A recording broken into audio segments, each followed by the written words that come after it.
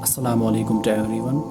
Myself Abdul Qayyum, first year MBBS student at GMC Anantnag. In this video I will be talking about कि ये जो study with me live session जो है ना उसका schedule क्या रहेगा और in this month in the month of Ramzan आपका टाइम टेबल क्या रहना चाहिए। ठीक है, कौन सा टाइम जो है ना आपके लिए मतलब जो इफेक्टिवली यूटिलाइज़ कर सकते हो और कुछ कमेंट्स जो है ना उनका मुझे रिप्लाई करना है। ठीक है, सो पहली बात यह है कि स्टडी विथ मी सेशन जो है ना उसकी टाइमिंग रहेगी from 6 AM to 9 AM every single day. ठीक है, इंशाल्लाह हर दिन मैं कोशिश करूँगा फ्रॉम 6 AM to 9 AM, क्योंकि उसके बाद जो है ना 9 AM के बाद जो है ना कॉलेज जाने की तैयारी करनी होती है, वरना मैं उससे फर्दर एक्सटेंड कर लेता। ठीक है, this was about the schedule. और दूसरी बात यह है कि अब टाइम टेबल क्या रहना चाहिए in the month of Ramzan. देखो नॉर्मली क्या होता है कि आफ्टर 2 PM यानी दोपहर के बाद जो है ना दोपहर के 2 बजे बाद नॉर्मली जो है ना इंसान बहुत एनर्जेटिक लेस एनर्जेटिक फील करता है। ठीक है, क्योंकि स्टमक एम्प्टी होता है ना और भूख की शिद्दत भी होती है। उस वजह से जो है ना नॉर्मली क्या होता है as compare to the other months पढ़ाई थोड़ी बहुत जो है ना मुतासिर होती है। ठीक है, तो आपने यहाँ पे क्या करना है मैं आपको 2 स्ट्रेटजीज़ बोलूँगा कि या तो आपने फजर के बाद यानी सहरी खाने के बाद जो है ना आपने कंटिन्यूसली स्टडी करनी है टिल 2 PM, या तो आपने जो है ना यानी रात को स्टडी करनी होगी फ्रॉम तरावी के बाद यानी इशा की नमाज के बाद से लेके कंटिन्यूसली सहरी तक। ठीक है, लेकिन इन दोनों में से जो है ना जो बेहतर रहेगा that is I think after फजर। ठीक है, यानी सहरी खाने के बाद। देखो उसमें क्या होता है कि जब आप मॉर्निंग में पढ़ोगे ना वहाँ पे सपोज मॉर्निंग में जब आप वहाँ पे पढ़ोगे तो आपको वहाँ पे पहले नींद होगी, नींद की वो जो ना आप स्लीपी फील करोगे थोड़े बहुत, लेकिन वहाँ पे जो है ना आप एनर्जेटिक होंगे। ठीक है, as compare to after 2 PM। ठीक है, और दूसरी बात यह है कि अगर आप कंटिन्यूसली रात भर स्टडी करोगे ना रात भर, सपोज़ आपने कंटिन्यूसली रात भर स्टडी की फ्रॉम इशा से लेके फजर तक। ठीक है, उसके बाद आपने फजर के बाद सोना है आराम करना है, लेकिन वहाँ पे एक चीज़ हो सकती है कि देयर मे बी डिस्ट्रैक्शन या disturbance in the morning sleep. उस वजह से जो है ना आपकी नींद में खलबल होगी, उसके बाद आप फिर इवनिंग में पढ़ाई नहीं कर सकते हो। ठीक है, और दूसरी बात यह है कि मोस्ट ऑफ द स्टूडेंट्स क्या करते हैं कि अब सपोज अगर आप सपोज ये स्केड्यूल फॉलो करोगे ना कि रात भर स्टडी करोगे, और मे भी मुझे लगता है कि वो आपके लिए नया नई थिंग होगी आपके लिए, नई चीज़। क्योंकि नॉर्मली आप क्या कर रहे होंगे आप जो है ना नॉर्मली 12-1 बजे तक पढ़ रहे होंगे इन द नॉर्मल मंथ्स, और उसके बाद फजर से फिर स्टार्ट कर रहे होंगे। ठीक है, यहाँ पे आप पहली बार रात भर स्टडी करनी है। ठीक है, रात भर आपने होशियार रहना है, तो वो आपके लिए जो है ना लिटिल आपकी बॉडी के लिए एक नई चीज़ होगी। ठीक है, मे बी वो चीज़ आप अडेप्ट नहीं कर पाओगे। ठीक है, और ये जो है ना फजर में आप ऑलरेडी अडेप्टेशन होगी। फजर में नॉर्मली जब आप उठ रहे होंगे 7 बजे 8 बजे, लेकिन यहाँ पे थोड़ी बहुत आपने सवेरे स्टार्ट करना है। ठीक है, और दूसरी बात यह है कि रात भर जो है ना आपको जब आप नींद करोगे ना वहाँ पे कोई डिस्टर्बेंस कोई डिस्ट्रैक्शन वहाँ पे बिल्कुल भी नहीं होगी। आप आसानी के साथ 4-5 घंटे सो सकते हो। लेकिन फजर के बाद जो है ना मे बी डिस्ट्रैक्शन, कोई गाड़ियों का शोर हो सकता है। ठीक है, वो चीज़ आपने खुद डिसाइड करना है। ठीक है, सपोज़ अगर आप फजर के बाद स्टार्ट करोगे ना फ्रॉम 5 AM से लेके 2 बजे तक, आप ये काउंट कर लो, it comes out to be 8 to 9 hours.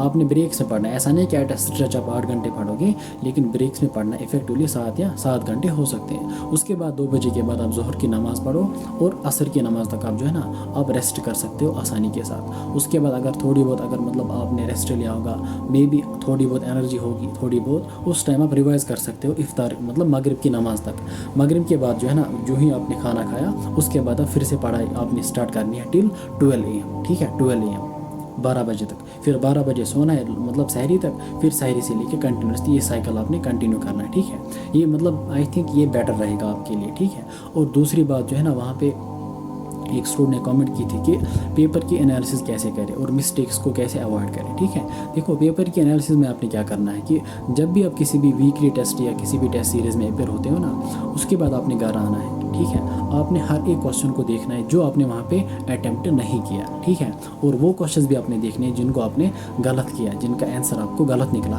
उन क्वेश्चंस को आपने ढूंढना है। और उन क्वेश्चंस को ढूंढने के बाद जो है ना आपने उनके टॉपिक्स के नाम लिखने हैं। ठीक है, उनके चैप्टर्स के नाम लिखने और उन टॉपिक्स पे आपने वर्क करना है। ठीक है, इसी तरीके से जो है ना ये एनालिसिस होते हैं पेपर की, और आपने उन वीकनेसेस को उन वीक टॉपिक्स को जो है ना साथ साथ इम्प्रूव करना है। जब आप जो ही आप जो है ना नेक्स्ट टेस्ट की प्रिपरेशन करोगे ना, उसी के साथ साथ जो है ना आपने उन टॉपिक्स को अधूरा नहीं छोड़ना है। ठीक है, आपने उनको भी कवर करना है, साथ साथ रिविजन्स करने हैं, क्वेश्चंस करने हैं, एक्स्ट्रा प्रैक्टिस जो आपको लगे कि नहीं यार ये टॉपिक मेरा वीक है, ठीक है। और आपने क्या करना है कि कहीं पे क्या होता है कि जब आप एग्जामिनेशन में वहाँ पे होते हैं टेस्ट में, वहाँ पे OMR फिलिंग में कहीं पे आपने कोई रॉन्ग बबल वहाँ पे फिल किया, ठीक है, या आपने किसी क्वेश्चन को अच्छे से एड्रेस नहीं किया, कहीं पे करेक्ट लिखा था क्वेश्चन में which are the following is correct, आपने वहाँ पे पढ़ा, आपने क्या पढ़ा, इनकरेक्ट पढ़ा, या ट्रू फॉल्स का कोई क्वेश्चन था, तो वहाँ पे मोस्ट ऑफ द मतलब important that is the presence of mind, ठीक है। Presence of mind is very very important for competitive examinations.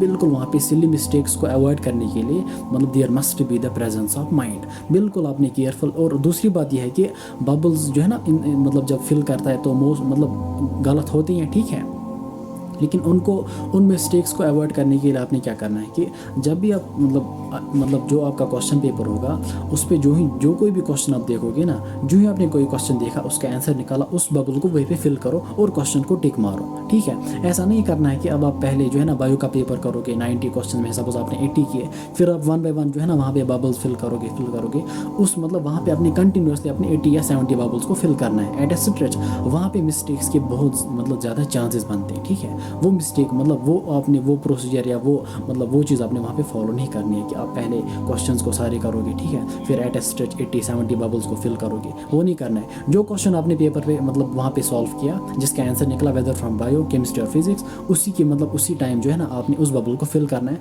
और क्वेश्चन को टिक मारना है। दूसरे टाइम इस क्वेश्चन को एड्रेस बिल्कुल भी नहीं करना है, ठीक है। दूसरी बात इसमें क्या है कि सपोज आपने पहले बायो में 80 क्वेश्चंस किए, वहाँ पे 80 क्वेश्चंस आपने किए और पेपर पे आपने क्वेश्चन पेपर पे 80 क्वेश्चंस किए, उसके बाद आप फिर से बबल्स भर रहे हो, ठीक है। वहाँ पे आपको जो है ना एक्स्ट्रा टाइम लगेगा, एक्स्ट्रा टाइम, क्योंकि आपने फिर से उन क्वेश्चंस को विजिट करना होगा। क्वेश्चन नंबर उसमें मतलब सपोज के 91 से स्टार्ट होगा, सपोज बायो के क्वेश्चन 91 से लेके 180 तक जो है ना आपने फिर से उनको देखना है कि 91 का क्या था, 92 का क्या था। लेकिन अगर आप जो है ना पहले ही राउंड में देखोगे 91 का ये ऑप्शन है, आपने बबल को फिल किया, उसके बाद आपको दूसरे राउंड में उसको मतलब नहीं देखना है, ठीक है। वहाँ पे आपका बहुत सारा टाइम सेव होगा, ठीक है। सो ये कुछ मिस्टेक्स जो है ना इनको आपने अवॉइड करना है। Presence of mind is very very important. और स्केड्यूल जो है ना in the month of Ramzan, वो मैंने आपको बोला, अब आपकी मतलब चॉइस है, उसको आप मतलब इस तरीके से फॉलो करोगे, ठीक है।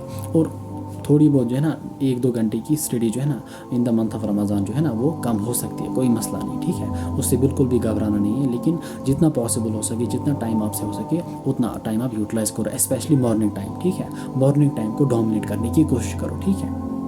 और study with me live session का टाइमिंग जो है ना that is from 6 AM to 9 AM, ठीक है। सो इंशाल्लाह मिलते हैं नेक्स्ट वीडियो में, तब तक के लिए ठीक से रहना और अच्छे से पढ़ाई करना। अल्लाह हाफ़िज़। وها قد حصل سهرت تعبت وقد طاب ذا اليوم حلو السماء عملت لحلمي عملت كثير